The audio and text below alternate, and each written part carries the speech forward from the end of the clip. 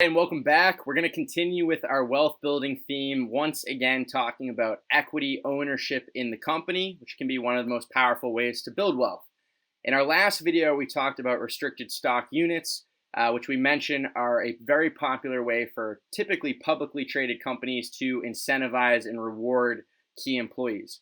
In this video, we're going to be talking about restricted stock awards, and specifically the 83B filing election, which can be a very significant way to save tremendously on taxes. I reference the RSUs because there's a lot of similarities to RSUs and RSAs. There are some very important differences between them as well, which of course we'll touch on. It's important to remember RSAs are oftentimes associated with privately held companies, so it can be a particularly great way for early stage employees to gain equity ownership in the company. See it a lot of times with startups. So if you're a publicly traded company, probably check out the RSU video. If you're a privately owned company, you're going to be happy right here learning about the RSAs, as well as, again, that really important 83B filing election. As I usually do, I think it's helpful to review this through an example. So let's go through and showcase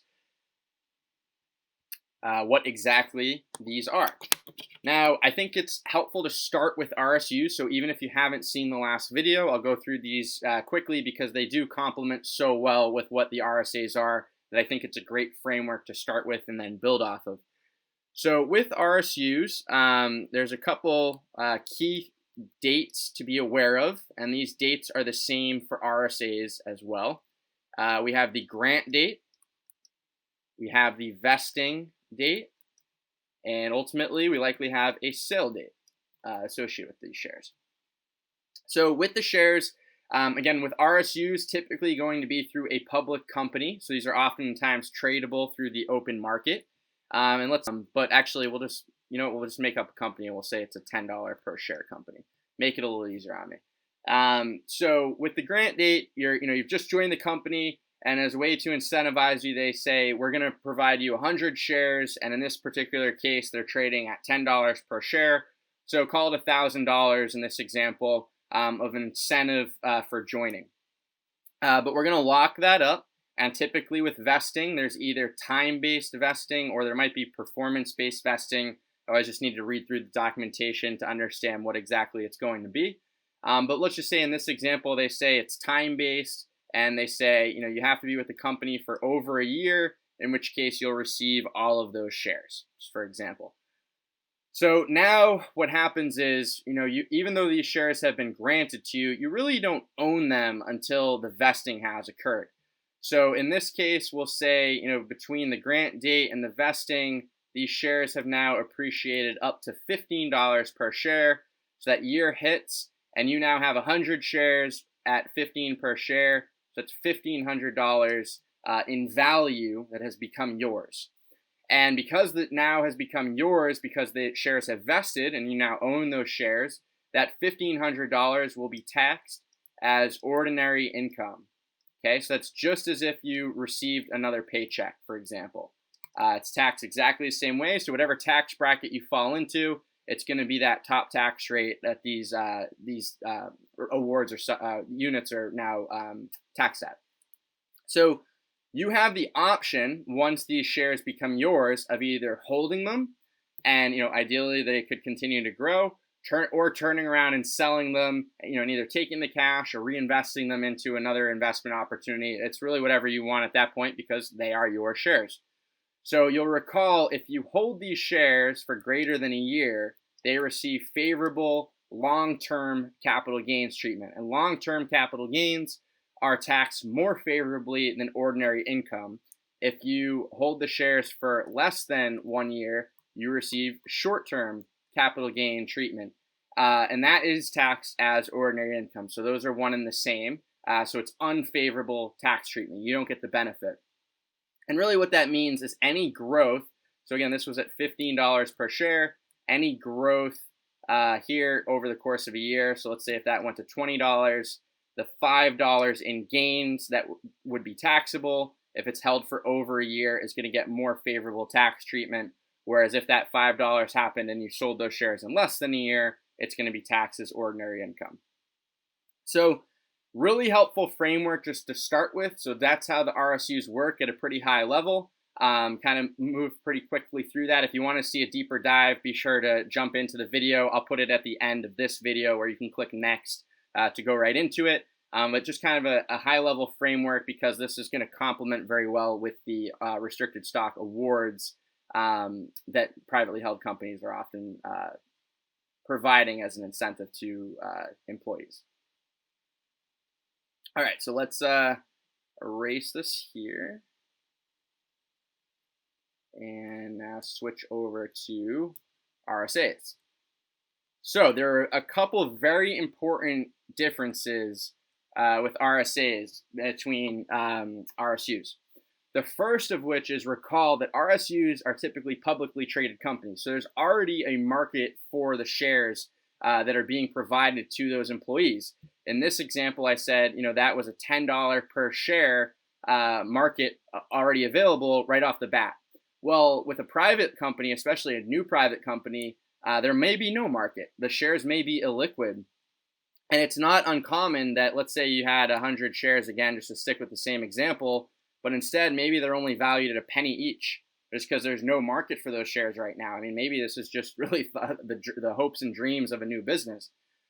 So, obviously, typically there's going to be more shares involved and that type of thing. But just sticking with the same type of example, that's a really key starting point.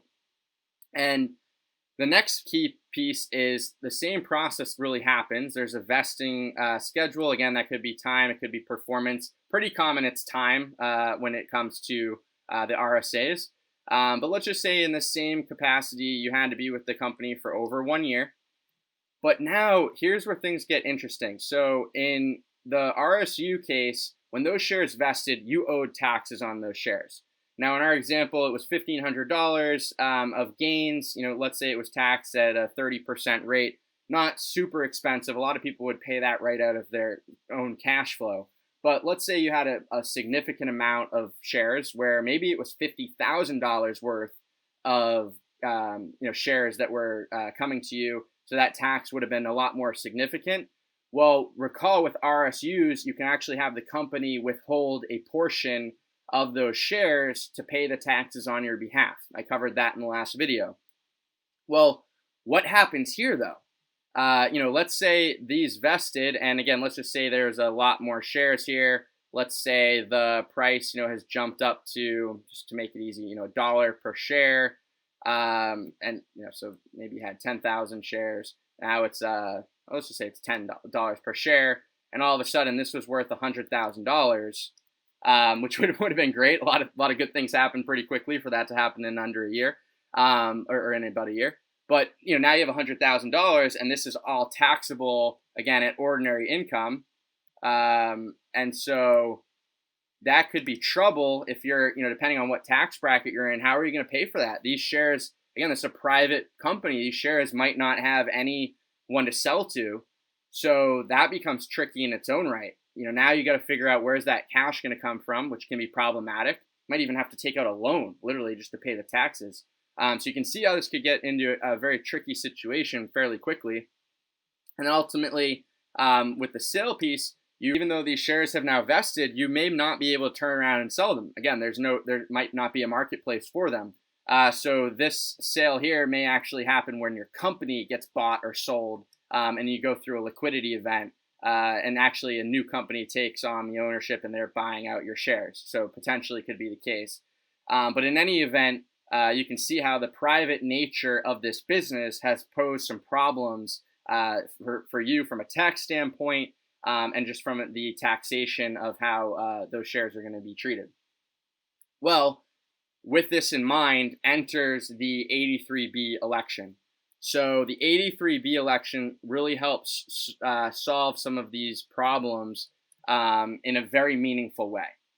And so what ultimately happens with the 83B is you have the option to, instead of pay ordinary income taxes here when these shares vest, you have the option to now pay them up front over here when these shares are granted.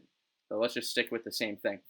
So a few benefits here that you can see. Number one, paying for them at this point might be a negligible payout. If they're at a penny per share, for example, even if you have a significant number of shares, that might not be a very burdensome tax liability to have to pay.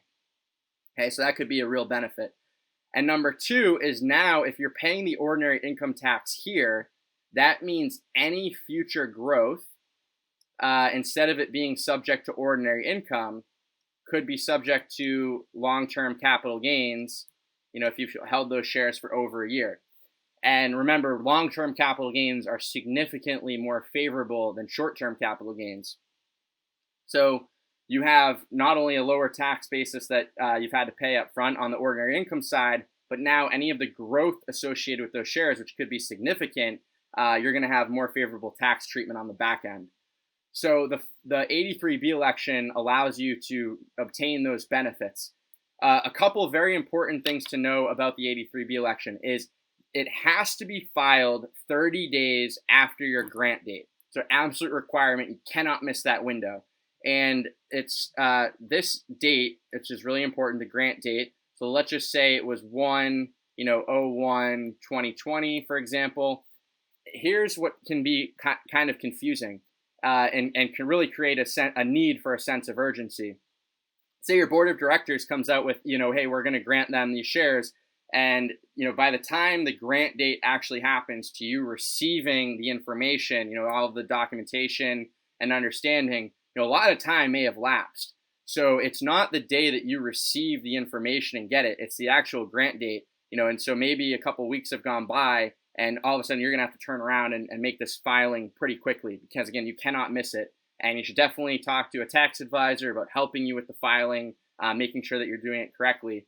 But that is a really important piece that I've seen people miss is, hey, I received all these documents. I think I have 30 days from getting it.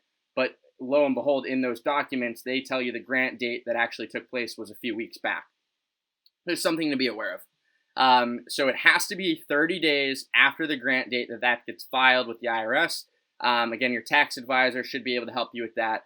And what you're doing there is you're basically changing the starting point to the grant date as when that will be ordinary income. And now you have the benefit of long-term capital gains, assuming you hold it for over a year, which is likely the case if it's a start, especially an early stage company, for any of the back-end tax benefits. Now, you might be asking, why wouldn't everyone do this? I already talked about the problems that can happen with vesting and having to pay ordinary income taxes, but there might not be any marketable marketplace for those shares. So now you have to come up with the cash to pay the tax and all the problems that can present. Obviously this 83B sounds amazing because you've solved for a lot of those problems by paying those taxes up front. Well, it's not always the case that the shares would be, for example, only worth a penny. So one of the things like the be carefuls is, in a situation where maybe this was already $10 per share and you still say, hey, in my head, there's potentially a ton of upside and I'd rather get all of that upside taxed at more favorable rates as opposed to ordinary income, you might be still thinking you want to do the 83B election. But remember, there could be risk involved too. So if those shares went from, for example, $10 that you paid up front and something happened to the company where actually down the road, and I'll just use the opposite example, they were only worth a penny. Well, you just paid all those ordinary income taxes up front for now a situation that would be significantly worth a lot less, right? So you can see how there can be some times where you may be second guessing if you want to move forward with this, or you may want to even reconsider.